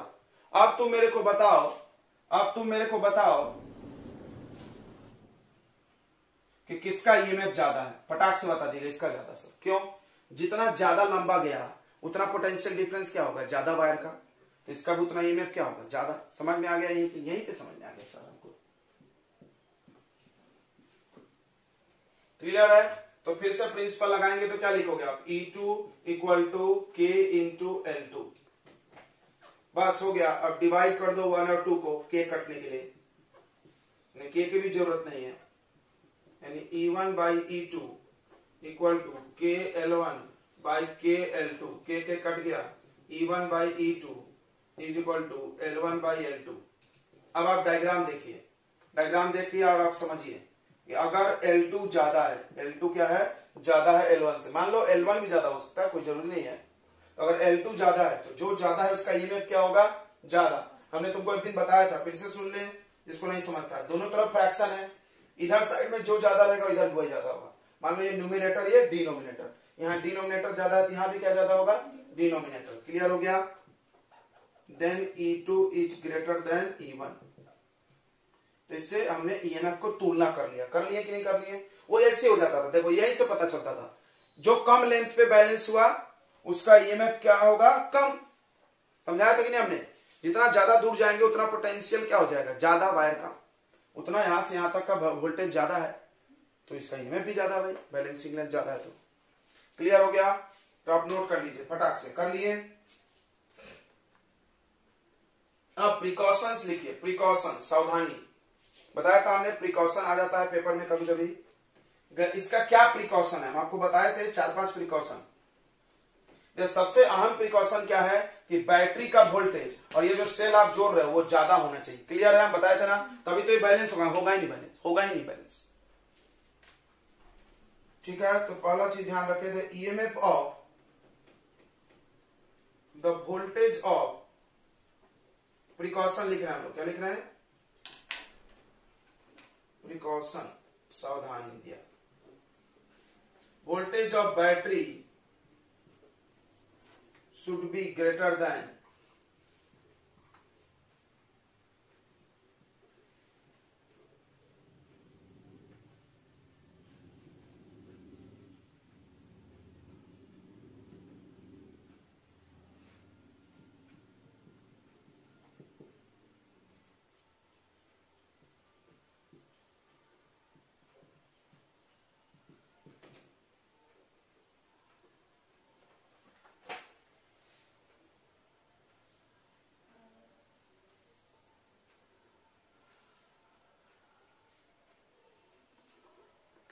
अगला, do not change rheostat during experiment. मतलब बीच में उसको छेड़ो मत, क्योंकि जैसे उसको बीच में कम ज्यादा करोगे करंट कम ज्यादा हो जाएगा, फिर ये पूरा कहानी गलत हो जाएगा, के बदल जाएगा।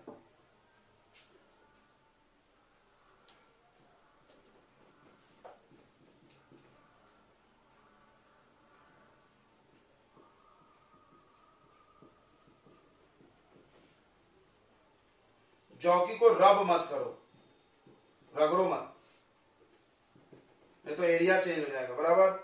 सारा कनेक्शन टाइट होना चाहिए और गीले हाथ से मत छूना। ऑल कनेक्शन टाइट, कल भी लिख के दिया था हमने बार।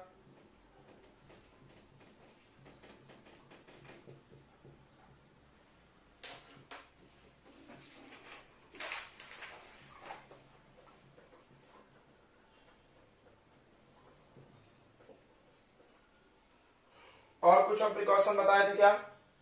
नहीं, और क्या? रियोस्टेट बीच में चेंज मत करो, या ज्यादा बैटरी का रखो, कनेक्शन टाइट हो, गीले हाथ से मत छुओ, और क्या?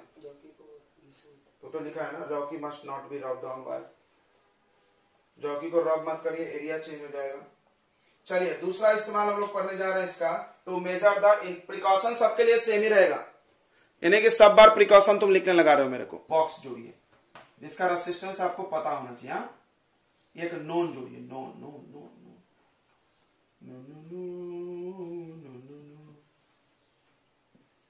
ठीक है। और यहां की रखिए ताकि हम इसको कनेक्ट कर सकें अपनी मर्जी से। यहाँ K1, तो यहाँ पे K1 K रहने दे, यहाँ K1, ठीक है। ये क्लोज कर देंगे। जैसे हम ये चालू करेंगे तो करंट इधर से होके जाएगी, बट ये चालू करेंगे तब नीचे करंट जाएगी। क्लियर है ना, ये बात क्लियर है भाई?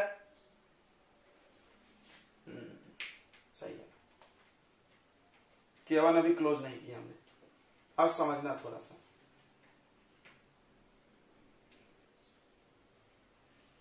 पहले किसको कनेक्ट कर दिए हमने, E1 को। समझो ध्यान से, मान लो ये ई सेल में कनेक्ट हो गया EMF, और ये जाके यहां बैलेंस हो गया। अभी ये कनेक्ट नहीं है, हाँ ये कनेक्ट अभी नहीं है, ये जाके यहां बैलेंस हो गया टक। अब जब हम ये की क्लोज करेंगे तो करंट इधर भी जाएगी इधर भी जाएगी, दोनों में करंट जाएगी। यहां पे कुछ वोल्टेज ड्रॉप होगा, नहीं होगा? यहां से करंट जब जाएगी तो इसमें कुछ वोल्टेज खाएगा कि नहीं रेसिस्टेंस, तो क्या अभी सेल का EMF ई रहेगा? नहीं, कम ज्यादा हो गया। तुमने पढ़ा है? नहीं पढ़े सर? अरे यार देखो तो तुमने पढ़ा है ओपन सर्किट में, ओपन सर्किट में जो पोटेंशियल डिफरेंस होता है उसको क्या बोलते हैं, ई। और जब क्लोज सर्किट में जो पोटेंशियल डिफरेंस होता है उसको क्या बोलते हैं, वी। याद है कि उड़ गया दिमाग से? को बोलेगा सर ये भी तो ओपन नहीं है, ये भी तो क्लोज है। हम बोले नहीं, बौरा गए हो तुम, ओपन ही है ये ओपन कैसे है? जब गैल्वेनोमीटर जीरो रीडिंग दिखाता है, जब तुम लेते हो वैल्यू, तो जब गैल्वेनोमीटर जीरो रीडिंग दिखा रहा है तो IG का वैल्यू कितना, और करंट जीरो हो तो कौन सा सर्किट बोलते हैं? करंट जीरो को कौन सा सर्किट बोलते हैं? हम बताए थे दो केस, एक करंट जीरो हो तो क्या बोलते हैं, करंट इनफाइनाइट हो क्या बोलते हैं? करंट जीरो को क्या बोलते हैं, ओपन सर्किट, और करंट इनफाइनाइट को क्या बोलते हैं, शॉर्ट सर्किट। यहां तो करंट जीरो है, जिस वक्त हम रीडिंग लेते हैं उस वक्त करंट कितना फ्लो होता है इसमें, जीरो। तो उस समय यह ओपन सर्किट के हालत में है, तो EMF होगा सेल का जो वोल्टेज होगा वो मैक्सिमम होगा। याद है, पढ़े हो कि नहीं? माता से उड़ गया। क्या पढ़े थे तुमने? देखो ये V equal to E minus I into small r। ये क्या है? ये आपको रिलेशन पढ़ाया था हमने, टर्मिनल वोल्टेज, EMF और इंटरनल रेसिस्टेंस। जब करंट फ्लो हो रहा है देन तुमको V मिलेगा। क्लोज सर्किट में क्या मिलेगा, V। और उसको क्या बोलते थे हम लोग? पढ़ाया हमने, ये सब दिन के लिए तो पढ़ाए थे। क्या बोलते हैं उसको? Terminal voltage. क्या बोलते हैं? Terminal voltage. और जो कि EMF से क्या होगा, थोड़ा सा कम होगा। पढ़े थे कि नहीं पढ़े थे? बोलो, पढ़े थे कि नहीं? नहीं बोल रहे सब। और जब करंट जीरो हो जाए, जब करंट क्या हो जाए, जीरो, तो ये जीरो हो गया यानी ओपन सर्किट। करंट जीरो मतलब ओपन सर्किट। जब करंट जीरो हो जाए तो टर्मिनल वोल्टेज किसके बराबर होता है, EMF। तो EMF का डेफिनेशन लिखा गया, तो EMF क्या है, पोटेंशियल डिफरेंस है। कब? ओपन सर्किट में। तो अब समझना। अब एक बच्चा बोला कैसे करना है, फिर से बताइए। देखो, तो हम पहली बार इसको क्लोज किए, इसको ओपन रखे, इधर करंट नहीं जा रहा है, इधर बस करेंगे टक टक टक टक टक टक। अब ये जीरो हुआ रीडिंग, जैसे ये जीरो हुआ वैसे ही ओपन सर्किट हुआ, तो कितना वोल्टेज मिला होगा, E इक्वल टू क्या लोगे, K इंटू L1 लेंथ पे बैलेंस हुआ है। अब ये क्लोज करिए, फिर से इसमें गया करंट और यहां पे फिर बैलेंस हुआ कहीं और जाके। अब हम V लिए, अब बच्चा रोक दिया मेरे को, नहीं सर आप V क्यों लिए, यहां भी तो ओपन सर्किट हुआ, जीरो करंट जा रहा। बोलेगा सर यहां भी तो ओपन सर्किट हुआ, जीरो ही है गैल्वेनोमीटर में, बैलेंस पोजीशन। बोले ध्यान से समझ ले, बड़ा तो घिच पिच कर रहा है। जीरो हुआ लेकिन अभी ये क्लोज सर्किट है। देखो कैसे, यहां करंट इधर जीरो हो गया मान लिया हमने, लेकिन ये सर्किट एक बन रहा है कि नहीं, अंदर अंदर ऐसे ऐसे। क्या ऐसे करंट नहीं फ्लो हो रहा होगा? हो रहा होगा, हो रहा होगा, हो रहा होगा, हो रहा होगा। यानी ये कैसा हो गया, क्लोज सर्किट। यानी अब ये बैटरी का EMF E नहीं रहेगा, क्या मिलेगा आपको, V मिलेगा, जो कि E से थोड़ा सा कम होगा। तो बैलेंसिंग पोजीशन किधर आएगा, आगे आएगा कि पीछे आएगा, सोच के बताओ। आगे जाएगा बैलेंसिंग पोजीशन कि पीछे आएगा? अभी सिखाया नहीं यार, इतना सिखाया कोई मतलब नहीं है, तुम लोग बोल नहीं रहे। पहले यहां पर बैलेंस हुआ जब ये कनेक्ट नहीं था, जब ये कनेक्ट होगा तो आगे आएगा बैलेंसिंग की पीछे आएगा? बस हम तुझे पूछ रहे हैं, पीछे आएगा, वो आगे बोल रहा है। भूसा भरा माथे में तेरे, आगे कैसे जाएगा? आगे जाने का मतलब वोल्टेज ज्यादा होना चाहिए, बैटरी का वोल्टेज तो घटा है ना। माथे में घुसा नहीं था क्या हम जो बताए थे? बड़ा बहुचट हो यार तुम। हमने क्या बताया था कि यहाँ पे जो ये बैलेंस हुआ यहाँ पे, तो यहाँ पे 10 वोल्ट है, तो यहाँ पर भी 10 वोल्ट पे बैलेंस हुआ होगा। जब हम यहाँ पे वोल्टेज घटा के 9 कर दिए तो आगे चला जाएगा। मिटाने लगा दिया मेरे को।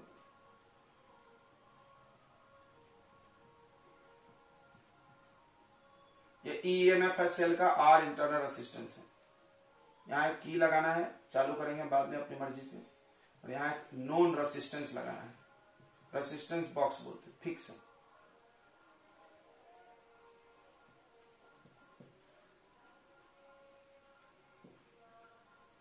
समझ में आ रहा है सबको? तो पहली बार ये की क्लोज करेंगे, ऐसे करंट जाके यहां बैलेंस हो गया। बैलेंस होने का मतलब करंट जीरो, तो उस समय सर्किट में कितना वोल्टेज दे रहा होगा सेल? ईएमएफ होंगे, ओपन सर्किट है। अच्छा, बाद में हम इसको क्लोज करेंगे, तो क्लोज करेंगे तो यहां से ऐसे करंट चलने लगेगा, तो उधर जाओ ही मत, उधर तो करंट जीरो ही होने वाला है। फिर हम इसको स्लाइड किए, यहां से चालू करते हैं, स्लाइड करते गए तो बैलेंस पोजीशन मिला। दूसरी बार जो बैलेंस पोजीशन मिलेगा वो पहली बार वाले से क्या होगा? कम होगा। कोई बोला क्यों सर? क्योंकि जब क्लोज सर्किट हो गया, ये पढ़े हो तो, क्लोज सर्किट हो गया, करंट फ्लो होने लगा। जब करंट फ्लो होने लगा तो आपको ईएमएफ से कम वोल्टेज मिलता है, जिसको हम लोग टर्मिनल वोल्टेज बोलते हैं, भी मिलेगा, विच इज लेस देन ई। जब वोल्टेज कम हो गया इधर का, तो भाई बैलेंसिंग लेंथ भी कम हो। क्लियर है कि नहीं है? तो पहले कितना लेंथ पर बैलेंस हुआ था? L1, और बाद में कितने लेंथ पर बैलेंस हुआ बताइए? L2। चलिए अब लिखते हैं, हो गया, पूरी कहानी हम समझा ही दिए। उसके बाद हम लोग इंटरनल रेजिस्टेंस निकाल लेंगे। तो क्या क्या करना है समझ में आ गया? अरे यार ये मिटा दिया किसने? तो take a cell of EMF E and internal resistance small r connected in primary secondary circuit.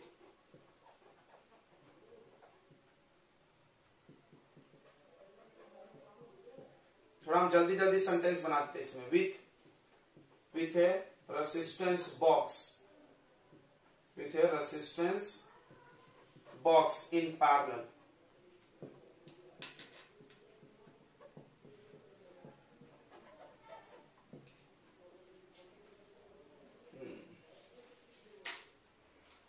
सही है, इतनी बातें समझ गए। अगला क्लोज की के को क्लोज करिए, K1 को नहीं, एंड K1 ओपन होना चाहिए। K1 क्या होना चाहिए? ओपन, खुला, इधर से नहीं जाना चाहिए कहीं। देन सेल यानी E गेट कनेक्टेड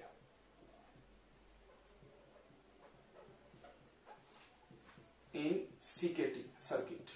CKT यानी सर्किट। सर्किट में E1 कनेक्ट हो गया भाई। नाउ बैलेंसिंग लेंथ, बैलेंसिंग मतलब समझना ना अभी सभी को। Balancing length is L1। मान लो बैलेंसिंग लेंथ कितना है? L1। इसको नोट कर लीजिए। तो अब बताइए कितना ईएमएफ पे बैलेंस हुआ है? E। तो E इक्वल टू हम लोग क्या लिखेंगे? K इंटू L1 लिखेंगे। ये तो प्रिंसिपल है कि जहां का ये ईएमएफ ऑफ द सेल, जो सर्किट का ईएमएफ है प्राइमरी सेकेंडरी का, वो किसके बराबर होगा? ये यहां तक का पोटेंशियल। किससे पोटेंशियल निकल रहा है? K इंटू L, है ना? K इंटू L पोटेंशियल अभी प्रूव किए थे। सही है। नाउ 10 बार नाउ क्लोज, अब क्लोज करो की K2, then resistance box get connected in CKT. Let मान लो R is resistance of resistance box, मान लो ये आर रेसिस्टेंस है, किसका? रेसिस्टेंस बॉक्स का कुछ रेसिस्टेंस होगा ना, then circuit have then EMF of cell decreases, then EMF of cell decreases in closed circuit. So balancing length also decreases.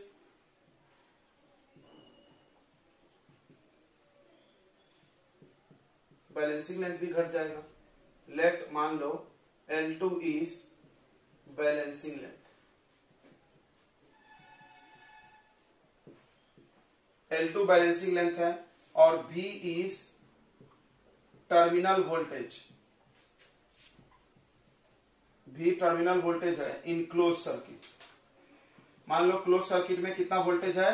अब देखो इस पूरे का वोल्टेज, देखो इधर ये पूरे का वोल्टेज कितना है? V. यहां भी ऐसा लिखा करो, पूरे को मिलाकर के वोल्टेज कितना? V.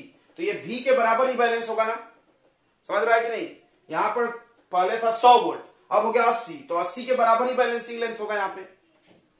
तो L2 पे बैलेंस हुआ है, तो V इक्वल टू के L2 आएगा कि नहीं आएगा? आएगा. आएगा कि नहीं आएगा भाई? आएगा. चलिए इतना नोट कर लिए. अब इन दोनों इक्वेशन को डिवाइड कर दीजिए. बट इसमें स्मॉल आर चाहिए, स्मॉल आर तो मिला नहीं हम लोग को, स्मॉल आर तो मिला नहीं. सर आप क्या कर रहे हो, मजाक कर रहे हो? स्मॉल आर मेरे को मिला नहीं. 2 मिनट रुक जाओ, अभी मिलेगा. देखिए तो आप डिवाइड कर दीजिए, इसको ऊपर रख लीजिए E को और नीचे रख लीजिए V को. तो डिवाइडिंग 1 and 2 ये सबसे ज्यादा पूछा जाता है, ध्यान देना.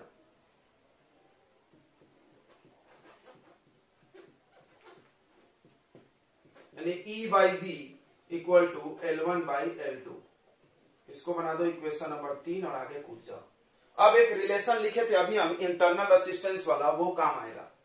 वही लंबे लड़ाई का हथियार है, तो वो बोले थे ना आगे काम आएगा. एक बार जब पढ़ा रहे थे तो बोले थे कि नहीं? मतलब बोले थे ना कि वो आगे काम आएगा आपको. यही काम की बात कर रहे थे. देखो तो वी नो दैट, हम लोग जानते हैं. क्या जानते हो तुम? V equal to E minus I into small r. जानते हैं कि नहीं जानते? ये रिलेशन जानते हैं? जानते हैं भाई? बोलने नहीं, मुर्गी जैसा मुंडी हिला रही बस. अब हमको यहां से E बाई V चाहिए. क्या चाहिए बच्चों? E by V. E by V कैसे आएगा? सबको V से डिवाइड मार दो. Dividing V both side. V क्या है? वोल्टेज पूरे सर्किट का मिला के. तो V by V equal to E by V minus I into small r by V. ये कट के 1 हो गया. E by V minus I into small r. अब बताइए V इक्वल टू क्या होता है? I into capital R. मतलब समझना, इस R के वजह से ही वोल्टेज हुआ है ना तुम्हारा V. नहीं समझा? अरे भूसा बढ़ाना. यहां पे R लगाए हो, याद करो डेरिवेशन में भी हम बताए होंगे. शुरू में EMF था ओपन सर्किट में, जैसे ये R कनेक्ट हुआ सर्किट में, वोल्टेज घट के क्या हो गया? V 1 है. तो V किसके वजह से हुआ है? R की वजह से. तो I से I कट गया. अब देखिए यहाँ पे, इसको इधर ला लीजिए. 1 plus small r by capital R. 1 plus small r by capital R gives the value of E by V. Wow, जम गया. देखो आ गया स्मॉल r. इसको पुट करिए थर्ड में. Put in third. टपका दो इधर यार. थर्ड में डालिए. E बाई V के जगह पर आप ये डाल दीजिए. तो क्या डालेंगे? 1 plus small r by capital R. वो सॉरी, देखो पूरे में नहीं है divide. Equal to L1 by L2. अब ये 1 उधर ले जाइए. Small r by capital R L1 by L2 minus 1. अब ये कैपिटल R मल्टीप्लाई कीजिए. तो L1 by L2 minus 1 into capital R. क्या हमको R पता है? यस पता है. R तो हम ही जोड़े थे. क्या L1 L2 मिलेगा? मिलेगा ना क्वेश्चन में. बैलेंसिंग लेंथ मिलेगा. तो we get by this formula या using this formula we get, हम लोग को स्मॉल r मिल जाएगा. हम लोग को स्मॉल r इसमें से मिल जाएगा। समझ में आ गया होगा। ठीक है, इसका भी प्रिकॉशन लिख लीजिएगा सेम टू सेम। अब एक छोटा सा टॉपिक है सेंसिटिविटी ऑफ पोटेंशियोमीटर, जल्दी से नोट करो थोड़ा इसको। सेंसिटिविटी, पोटेंशियोमीटर जितना सेंसिटिव रहेगा उतना मेजरमेंट अच्छा होता है, क्योंकि बैटरी ज्यादा वोल्ट का हम लोगों ने लगा दिया तो नहीं नाप पाया हो। अब एक आइडिया देखिए, अब एक ने क्या किया, बैटरी का वोल्टेज कम कर दिया 10, समझ में आया तो हाँ बोलना, तो लोग ऐसे बोलते नहीं हो, 10 वोल्ट लगा दिया। अब ये पूरी कहानी बदल जाएगी। देखिए 10 बाई 10 1 वोल्ट, 1 मीटर में 1 वोल्ट, 1 मीटर में 1 वोल्ट, 10 मीटर लंबा वायर है, 1 मीटर में 1 वोल्ट, तो 1 सेंटीमीटर में कितना बताइए, 100 से डिवाइड यानी 0.1। ओ थोड़ा सा इसको और कम करो, ज्यादा छोटा 0.1। अब बताओ ये नाप लेगा कि नहीं नाप लेगा? नाप लेगा। 1 सेंटीमीटर पे जाओ, ये बैलेंस हो जाएगा। ओ यानी कौन ज्यादा सेंसिटिव है, ये दूसरा वाला कि पहला वाला? ये दूसरा वाला, मोर सेंसिटिव। तो सेंसिटिविटी किस पे डिपेंड किया, हम तो गेस करते हैं, हम गेस कर रहे हैं। देखो सबसे पहले बैटरी की वोल्टेज कम रखो, बराबर है कि नहीं? बट एक ध्यान रखना है कि इससे भी ज्यादा ही होना चाहिए, मतलब ज्यादा होना चाहिए, लेकिन फिर भी उसमें भी कम से कम रखो। ये नहीं कि कोई क्या कर रहा है कि भाई हमको ये मान लो हमको पोटेंशियोमीटर 10 वोल्ट तक नापना है, तो आप ये 11 ही रखो, 10 से एकदम थोड़ा सा ज्यादा। ये नहीं कि इसको 100 लगा दो, रिस्क नहीं रहेगा, ज्यादा ही रखना है, बहुत बड़ा लगा दो, फिर बिना मतलब का आपका सेंसिटिविटी घट जाएगा। दूसरा, लंबाई ऑफ द वायर। वाओ, लंबाई ऑफ द वायर। देखो अगर हमने 10 मीटर लिया तब ना 1 वोल्ट आया, मान लो हम 5 मीटर ले लें लंबाई, तार की लंबाई अगर हम 5 मीटर ले लें तो 1 मीटर का कितना आ जाएगा, 2 वोल्ट। फिर ये नाप पाता क्या? नहीं नाप पाता, ये छोटा सा वैल्यू। समझ में आ रहा होगा? नहीं आ रहा है तो ना बोलो यार, ना तो बोलो तो हम समझाएंगे फिर से। तो ये नहीं नाप पाएगा। यानी 2 चीजें समझ में आ गई, लंबाई जितना बड़ा रखोगे वायर का उतना ज्यादा सेंसिटिव होगा ये, और जितना वोल्टेज बैटरी का कम रखोगे उतना ज्यादा सेंसिटिव होगा। सेंसिटिव का क्या मतलब होता है कि जो छोटा से छोटा पोटेंशियल डिफरेंस या ईएमएफ को नाप सके, that is the sensitivity. Clear हो गया? तो what is sensitivity? What is sensitivity of potentiometer? Heading लगा दीजिए।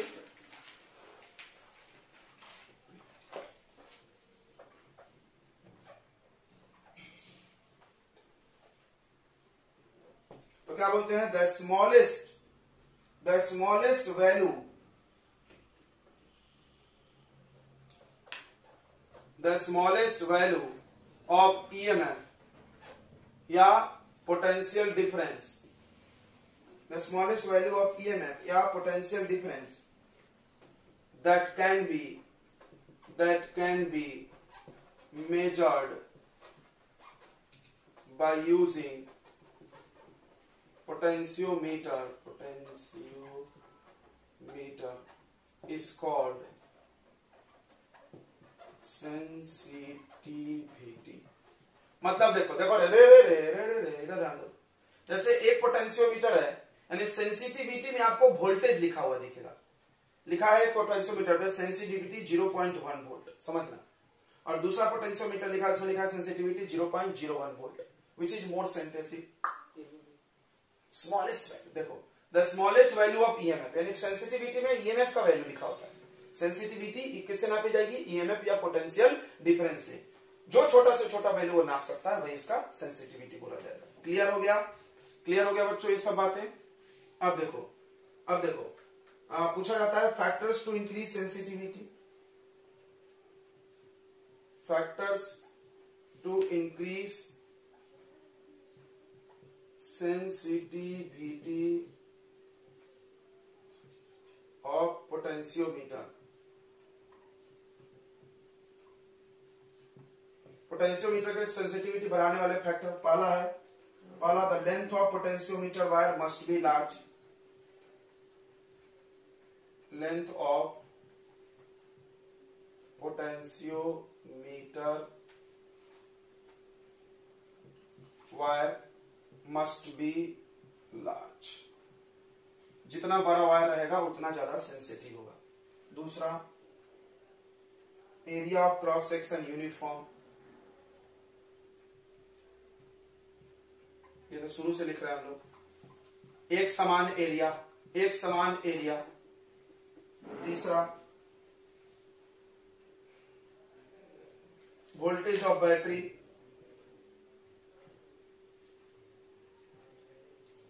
is as small as possible, but ध्यान रखेंगे वो वोल्टेज होना चाहिए, ज्यादा होना चाहिए ईएमएफ ऑफ सेल से। क्लियर है ना? यानी कि उसको कम कर देना, गड़बड़े हो जाए।